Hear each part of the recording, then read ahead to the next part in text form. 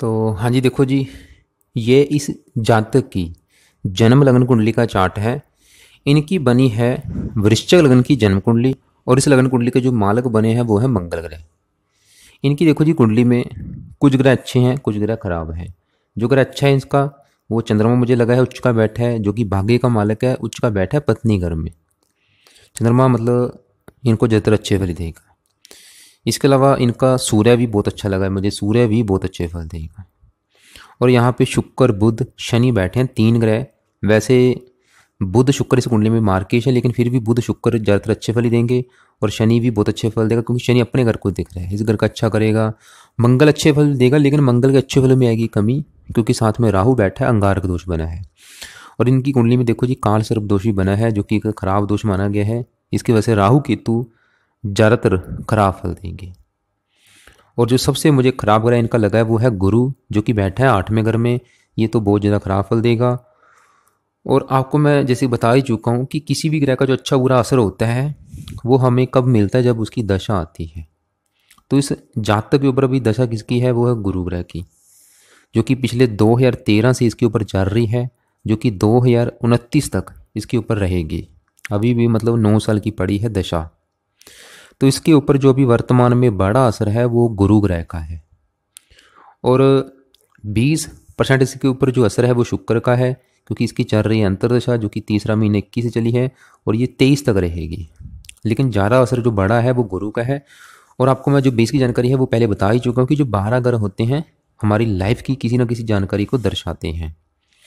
जैसे कि पहला घर इस जातक का शरीर है, ये दूसरा घर इसके धन का है, तीसरा घर इसके छोटे भाई बहनों का, चौथा घर इसकी माता मकान वाहन का, पांचवा घर बच्चों का, छठा घर शत्रु रोग कर्जे का, सातवां घर इसकी पत्नी का, आठवां घर इसकी आयु का है, नवम भाव इसके भाग्य का, 10वां भाव है इसके काम काज का, 11वां घर लाभ का, और 12वां घर खर्चों का। तो अब हम गुरु की बात करेंगे, क्योंकि अभी वर्तमान में इसके ऊपर जो असर है वो गुरु का है, बड़ा असर। और जो कि अभी आपको मैंने क्या बोला कि गुरु इसका मुझे सबसे ज़्यादा खराब लगा है, जिसकी वजह से गुरु इसको ज़्यादातर खराब फल ही देगा। 100 में से अगर बात करें तो 70-80% तक ये खराब फल देगा। थोड़े बहुत अच्छे फल जरूर देगा। और मैं आपको मैं पूरा बता देता हूँ कि अच्छे फल क्या देगा, खराब फल क्या देगा। गुरु कारण क्या है कि ये जो घर है 8वां घर है, इस घर को अच्छा घर नहीं माना गया। इस घर से आयु, मृत्युदल, कष्ट, लंबी बीमारी, दुर्घटना, गुप्त रोग, गुप्त विद्या, ससुराल की स्थिति, गरीबी, रुकावटें, बंधाएं, ये चीज़ें देखी जाती हैं। गुरु देखो जी इस कुंडली में 2 घरों का मालक है। एक तो ये जो 9 नंबर वाला, ये है दूसरा घर, जो कि अभी मैंने क्या बोला कि ये जो दूसरा घर है इसके धन का है। इस जातक के धन के बारे में पता करने के लिए, इसकी धन की स्थिति जानने के लिए इस घर को देखेंगे कि इसके पास कितना बैंक बैलेंस होगा, ये धन कितना जोड़ेगा, इसका जो भी धन संपत्ति इस घर से। इसके अलावा इसके ये परिवार का सुख भी इस घर से देखेंगे। और इसका मालक कौन है, गुरु है, यानी कि ये चीज़ें हम गुरु से देखेंगे, धन के बारे में, परिवार के बारे में। और गुरु यहाँ पे 12 नंबर लिखा है, इसके 5वें घर का भी मालक बना है, जो कि इसकी संतान का है। इसकी संतान का सुख भी हम गुरु से देखेंगे। 5वां घर पढ़ाई का बना है, पढ़ाई के बारे में भी गुरु से पता करेंगे। 5वां घर बुद्धि का, बुद्धि का मालक भी गुरु है। तो ये चीज़ें हम गुरु से देखेंगे। और गुरु की 3 दृष्टियाँ हैं। यहाँ से बैठे गुरु की 5वीं दृष्टि यहाँ पड़ेगी, 7वीं यहाँ पड़ेगी, जो कि अपना घर है, अच्छी बात है वैसे। 9वीं दृष्टि यहाँ पड़ेगी चौथे घर के ऊपर। तो इसकी वजह से गुरु, क्योंकि घर अच्छा नहीं, जिसकी वजह से गुरु 70-80% तक खराब फल देगा। तो खराब फल ये देगा, गुरु की वजह से 2 बने हैं खराब योग। 2 खराब योग कौन से हैं, एक तो संतान के घर का मालक है, तो संतानहीन योग बना, जिसकी वजह से इसको संतान को भी लेके कोई ना कोई दिक्कतें परेशानियां जरूर आएंगी, ये पक्का कन्फर्म है। कारण 2-3 है बड़े। एक तो 5वें घर का जो मालक गुरु चला गया 8वें घर में, और 5वें घर में, क्योंकि 5वां घर संतान का है, 5वें घर में जो केतु बैठा है वो भी इस घर संबंधी दिक्कतें देगा। और इस घर के ऊपर राहु की दृष्टि, वो भी इस घर का नुकसान करेगा। मतलब इसको संतान को लेके कोई ना कोई दिक्कतें आनी है, पक्का कन्फर्म है। कि मुझे नहीं पता लेकिन कन्फर्म कि क्या दिक्कतें आएंगी, लेकिन आएंगी जरूर। जो ज़्यादा केस लग रहे हैं, मुझे ये लग रहा है कि हो सकता है कि इसके कन्या ज़्यादा हो, पुत्र कम हो, या मान लो उसके पुत्र हो भी जाता है तो पुत्र इसका ज़्यादा, मतलब पुत्र को लेकर कोई ना कोई दिक्कतें जरूर आएंगी। या तो पुत्र इसका रोगी होगा, या पुत्र से कम बनेगी, या पुत्र ज़्यादा कामयाब नहीं हो पाएगा। चाहे वो कन्या है, कन्या को भी लेकर दिक्कतें जरूर आएंगी। तो संतान संबंधी देखो जी कोई भी दिक्कतें आ सकती हैं। और 5वां अगर पढ़ाई का है, पढ़ाई विद्या भाग योग बना, पढ़ाई को भी लेकर दिक्कतें, बुद्धि का है अभी, गुरु की दशा इसकी बुद्धि को भी भ्रमित करेगा, मतलब ये जातक लाइफ में डिसीजन सही नहीं ले पाएगा। और गुरु सबसे मेन बात कि धन का मालक है, धनहीन योग बना, जो कि सबसे नेगेटिव बात है। धनहीन योग की वजह से इसको अभी वर्तमान में धन को भी लेके बहुत ज़्यादा दिक्कतें आएंगी। वैसे गुरु अपने घर को देख रहा है, धन धन का मालिक अपने घर को देख रहा है, धन देगा जरूर इसको लाइफ में, लेकिन फिर भी धन इसका मतलब ज़्यादा जोड़ नहीं पाएगा, धन खर्च होता रहेगा। लेकिन इसकी जो ज़रूरतें हैं वो धन की वजह से कभी रुकी नहीं रहेंगी पैसे, फिर भी जातकों को धन को लेकर दिक्कतें लगी रहेंगी। धन इसका फंस भी सकता है, किसी को अगर उधार देता है वो मिलेगा नहीं। और वैसे धन का मालिक आठवें घर में चलेगा गुप्त धन, गुप्त रूप, जैसे कि हम, क्योंकि आठवें घर से गुप्त धन देखा जाता है, इसको मतलब गुप्त धन मिलने के भी योग है। लेकिन आजकल के समय में गुप्त धन कहते हैं जो गुप्त धन, देखो जी, जो हम बीमे के रूप में लेते हैं उसको भी गुप्त धन किया जाता है, कहा जाता है आज के समय में। तो गुरु मतलब यहाँ पे धन को लेकर कोई ना कोई दिक्कतें जरूर आएंगी इसको भी वर्तमान में। और इसके अलावा गुरु 12वें घर को देख रहा है, जो कि खर्च का घर है, इसका धन भी फिजूल खर्च कराएगा। लेकिन गुरु इसको धार्मिक जरूर बनाएगा, क्योंकि 8वें घर से गुप्त विद्या भी देखी जाती है और गुरु इस चीज़ का कारक भी है। इसको मतलब गुप्त विद्या का किसी का जानकार बनाएगा, ये धार्मिक होगा, धार्मिक कामों के ऊपर इसका धन भी ज़्यादा खर्च कराएगा। और यहाँ पे गुरु जो है इसको रोगी भी बनाएगा। इस जातक की गुरु सेहत को भी खराब कर सकता है, जैसे कि इसको, क्योंकि 8वें घर से जैसे मैंने बोला कि लंबी बीमारी भी देखी जाती है, तो गुरु इसको क्या करेगा, इसको जहाँ तो पाचन क्रिया संबंधी, जैसे कि प्रमेह, डायबिटीज हो गया, लीवर हो गया, पेट संबंधी कोई दिक्कतें दे सकता है, या गुर्दे का रोग, इनमें से कोई ना कोई रोग इसको हो सकता है। और वैसे गुरु 8वें घर में बैठ के आयु भी लंबी करता है, क्योंकि आयु कारक 8वें घर में बैठा आयु लंबी कर देता है। तो अब देखो जी, आपको पता चल चुका है कि गुरु मतलब इसको ज़्यादातर खराब फल दे रहा है, थोड़े से अच्छे फल भी दे रहा है। लेकिन अगर ये जातक चाहता है कि गुरु के बुरे फल इसको ना मिले, अच्छे फल ही मिले, अगर ये चाहता है धन जोड़ना चाहता है, धन कमाना चाहता है, धन की जो दिक्कतें इसको आ रही हैं वो उनसे बचना चाहता है, संतान का सुख चाहता है, बुद्धि अच्छी चाहता है, रोगों से बचना चाहता है, गुरु के बुरे फलों से बचना चाहता है, क्योंकि गुरु की देखो जी अभी दशा काफ़ी लंबी पड़ी है, इसको मतलब गुरु के उपाय करने बहुत ज़रूरी है। सबसे इसने जो ज़्यादा फोकस करना है इसके ऊपर करना है, क्योंकि दशा है, महादशा चल रही है। तो अब सवाल ये है कि इसके उपाय क्या किए जाएँ, तो लिख ले। सबसे पहले नंबर पे गुरु का जो बेस्ट उपाय है वो गुरु कवच का पाठ है, जो कि इस जातक ने रोजाना कम से कम 3 पाठ सुबह के टाइम करने हैं बृहस्पति कवच के, और 3 पाठ ही बृहस्पति स्रोत के करने हैं, और कम से कम 1-2 माला गुरु का मंत्र जाप करना है, जो कि है ओम ब्रह्म बृहस्पति नमः। इसके अलावा हो सके गुरुवार का व्रत रख सकता है, कथा करे, आरती करे, ये काम कर सकता है। और इसके अलावा पीपल को जल दिया करे, और केले के पेड़ को भी जल दे सकता है। बृहस्पतिवार के दिन गाय को रोटी खिला सकता है। ये छोटे मोटे उपाय, लेकिन जो बेस्ट उपाय है वो है कवच का पाठ, स्रोत और मंत्र जाप, और इसका व्रत, कथा, आरती। तो इन उपायों की वजह से देखो जी, जो भी मैंने गुरु के बुरे फल बताए हैं उसमें आएगी कमी, और अच्छे फल इसको मिलने शुरू हो जाएंगे। अब जैसे कि मैंने क्या बोला था कि गुरु इस घर का मालिक है, इस घर में जो केतु बैठा है, अब केतु की बात करते हैं। क्योंकि संतान संबंधी इसको अगर कोई दिक्कतें अगर आएंगी, खासकर जैसे कि मैंने बोला कि कन्या संतान ज़्यादा हो सकती है, उसके 2-3 कारण हैं। यहाँ पे जो केतु बैठा है वो भी एक कारण है। अब केतु की बात करते हैं कि केतु इनको क्या अच्छे बुरे फल देगा।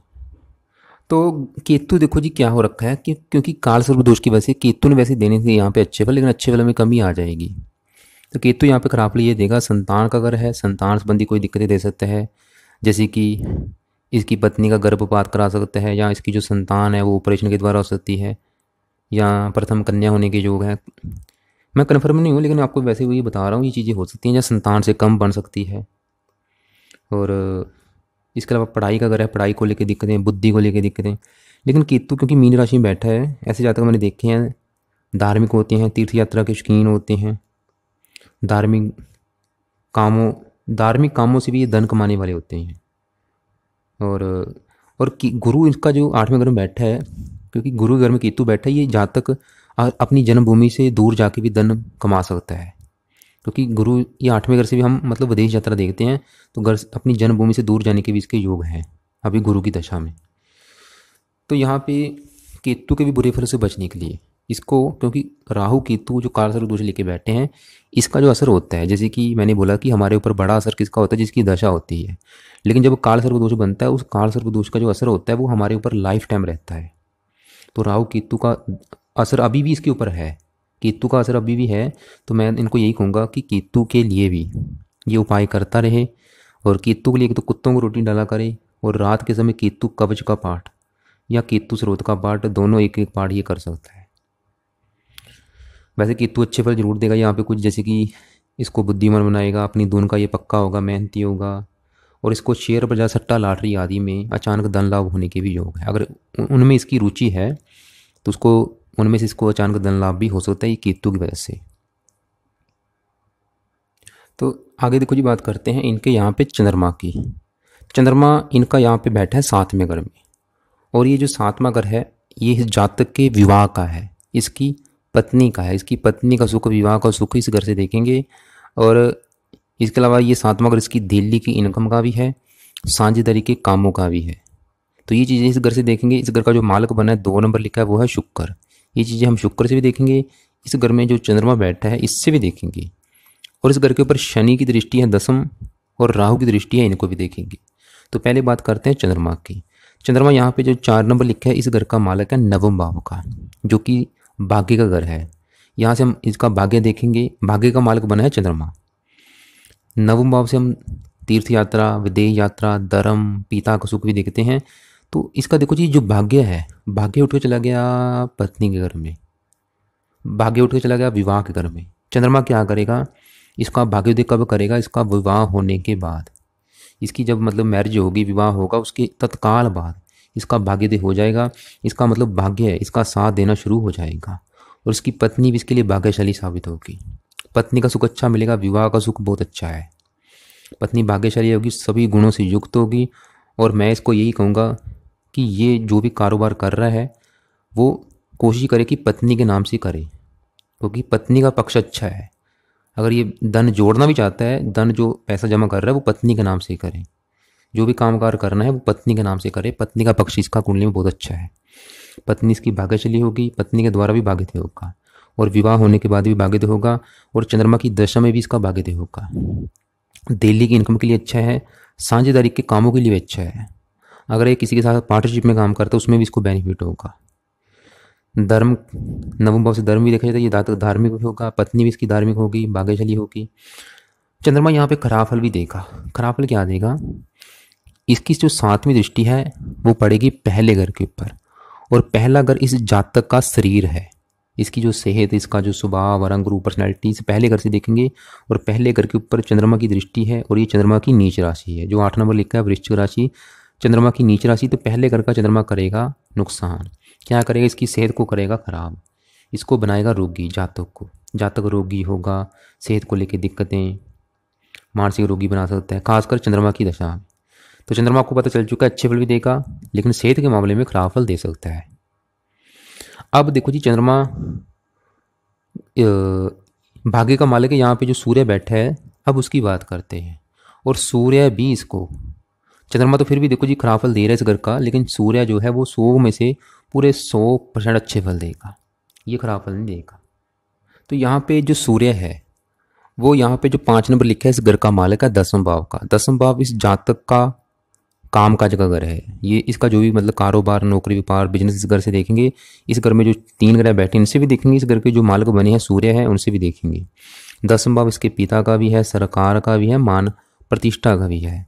और सूर्य बैठा है 9वें भाव में चंद्रमा के घर में। चंद्रमा है इसका अति मित्र, और सूर्य इस कुंडली में अति योग कारक भी ग्रह है। तो सूर्य देखो जी 9वें भाव भाग्य का, धर्म का भी, विदेश यात्रा का भी है। और कर्क राशि है, ये चर राशि है। तो ये जातक सूर्य की दशा में विदेश यात्रा भी कर सकता है।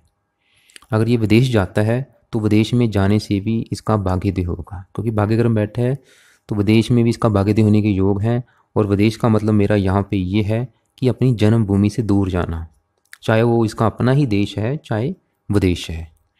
तो सूर्य मतलब इसको देश विदेश की यात्रा भी करवाएगा, भाग्यशाली बनाएगा। और सूर्य की वजह से इसके काफ़ी मात्रा में सरकारी नौकरी के भी योग हैं, या फिर इसको सरकारी क्षेत्रों से लाभ जरूर मिलेगा।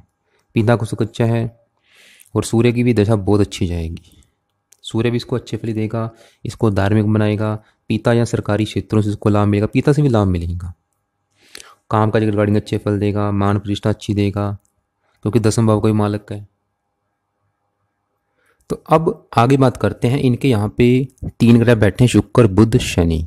और ये अभी मैं आपको बता ही चुका हूँ, ये ग्रह है 10वां भाव, जो कि इसके काम काज का है, कारोबार जो भी ये जातक करेगा इस घर से देखेंगे।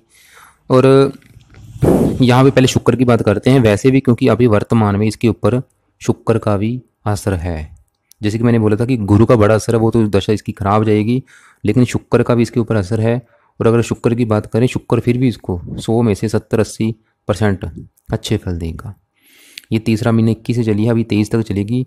तो शुक्र क्या अच्छे फल देगा और थोड़े से खराब फल भी देगा। शुक्र बैठा है देखो जी 10वें भाव में, यहाँ पे जो 2 नंबर लिखा है मैं जो कुछ बता चुका हूँ, ये 7वां घर है पत्नी का। इसकी मतलब पत्नी के घर का जो मालक बना है, विवाह के घर का मालिक शुक्र बना है।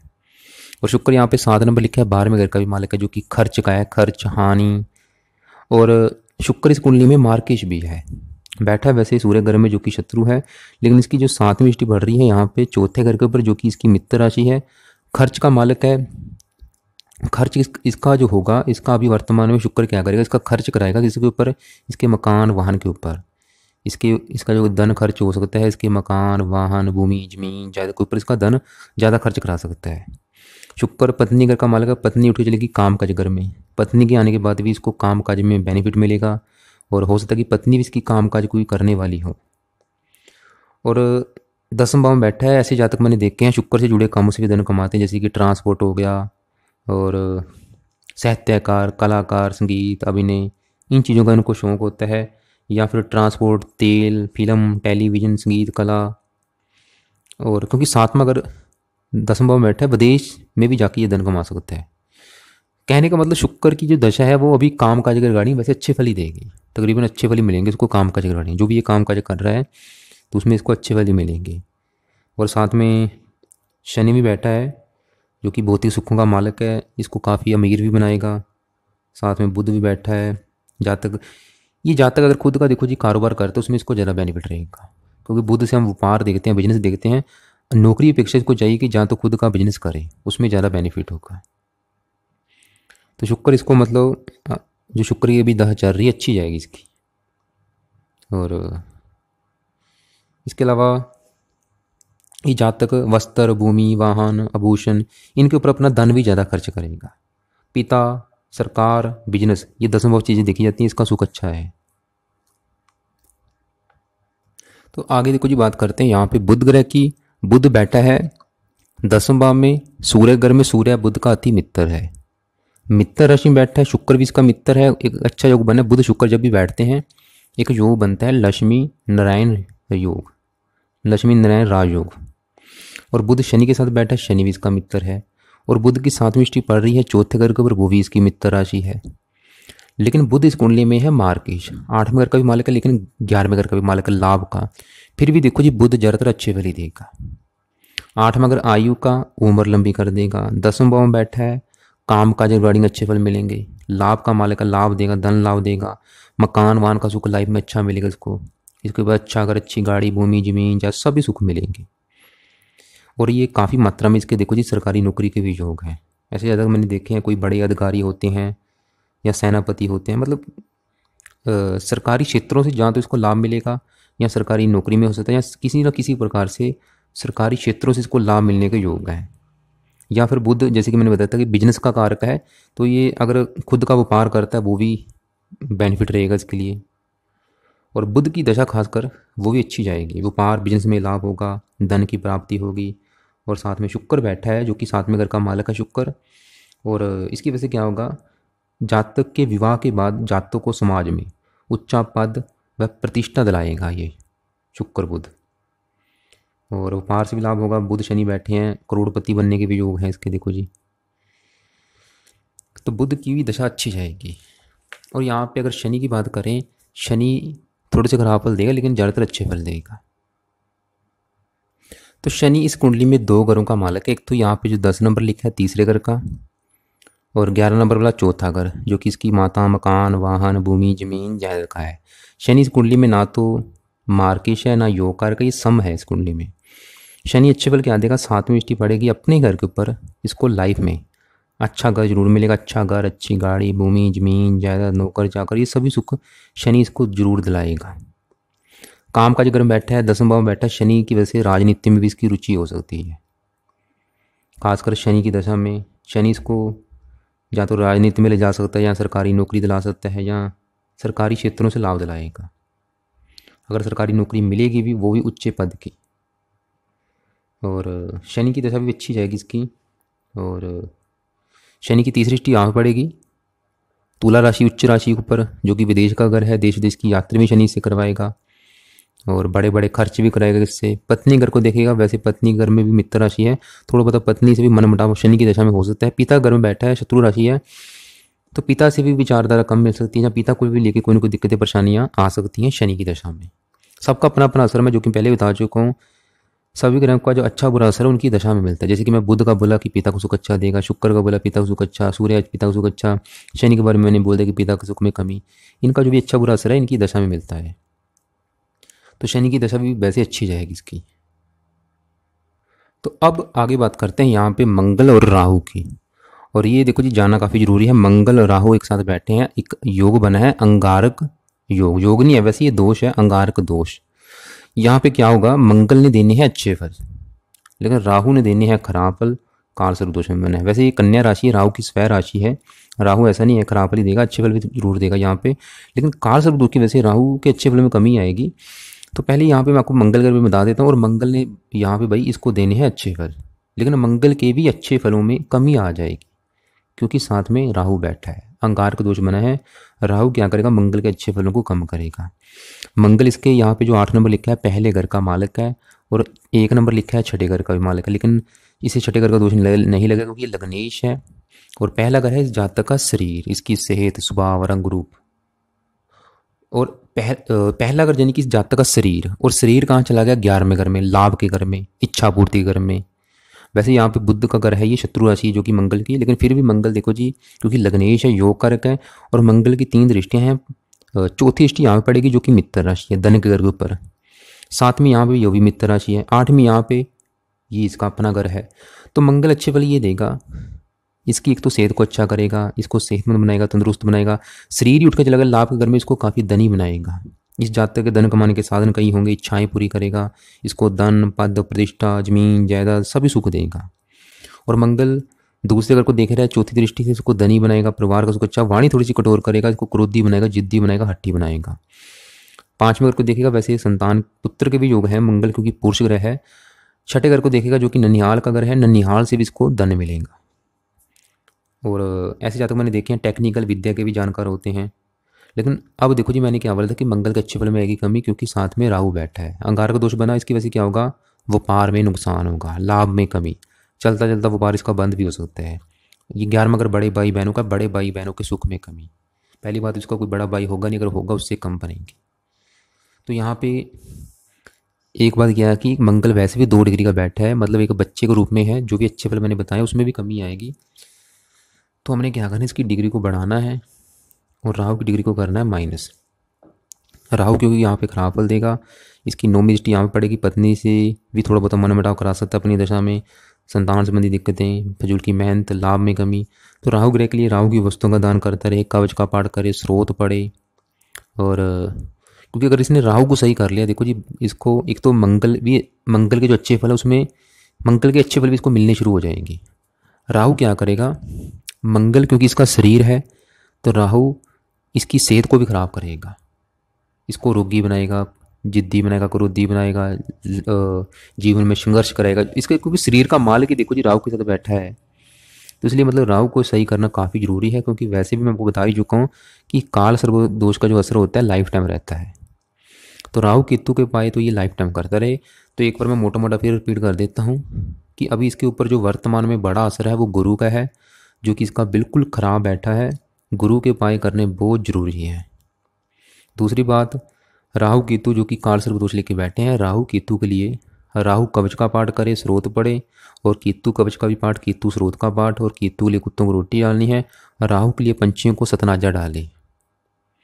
और बाकी जो इसका मंगल लग्नेश है, मंगल का कम से कम 1 माला ओम अंग अंगार का नमा, इन्होंने एक माला सुबह के टाइम करना है, रोजाना करना है और लाइफ टाइम करना है। और अभी शुक्र की अंतरिक्ष है, फिर भी शुक्र तो अच्छे फल देगा ही, लेकिन फिर भी थोड़े बहुत जो बुरे फल हैं उसमें कमी करने के लिए और अच्छे फल बढ़ाने के लिए शुक्र का भी ये एक माला सुबह के टाइम मंत्र जाप जरूर करें। बाकी फिर भी इसके जो सवाल बच जाएंगे वो ये सवाल अपने लिख के मुझे कॉल कर सकता है।